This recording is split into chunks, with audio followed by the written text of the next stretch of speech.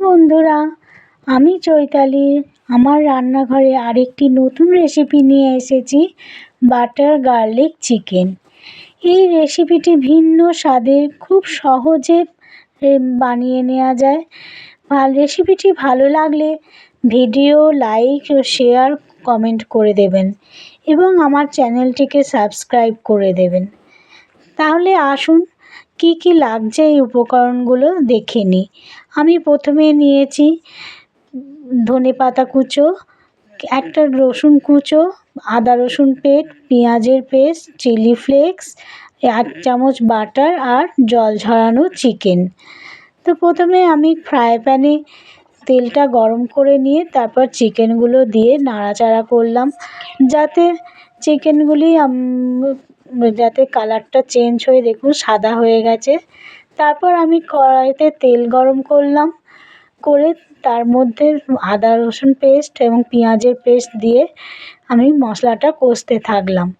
খানিকক্ষণ কষার পর তারপর তাতে নুন দিলাম এবং লঙ্কা গুঁড়ো 1 চামচ করে দিয়ে দিলাম। নিয়ে আবার মশলাটি কষতে থাকলাম। কষতে কষতে যখন একটু তেল ছাড়লো তখন আমি চিকেনগুলো দিয়ে দিলাম। ভাজা চিকেনগুলো দিয়ে নাড়তে থাকলাম। নাড়তে নাড়তে তারপর ফ্যাটানো টক দই দিয়ে আমি 2 চামচ মতো ফ্যাটানো টক দই দিলাম। দিয়ে আমি আবার চিকেনটিকে নাড়তে থাকলাম। এবং আমি এখানে একটু হলুদ ইউজ করেছি, আপনারা ইচ্ছে করলে এটা করতে পারেন, না হলে বাদও দিতে পারেন। এবং 2টো কাঁচা লঙ্কা চিড়ে দিয়ে দিয়েছি। তারপর খানিকটা চিনি ছড়িয়ে দিয়েছি একটা স্বাদটা চেঞ্জ করার জন্য।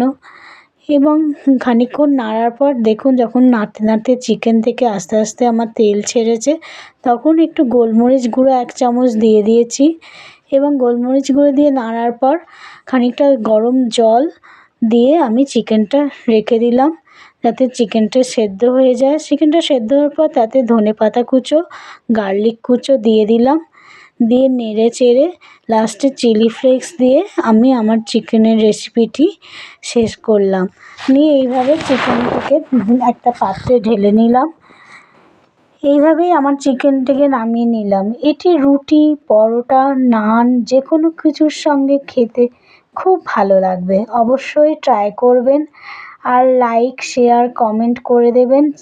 চ্যানেলটিকেও সাবস্ক্রাইব করে দেবেন, যাতে পরবর্তী ভিডিওতে নতুন রেসিপি নিয়ে আমি আসতে পারি। Thank you.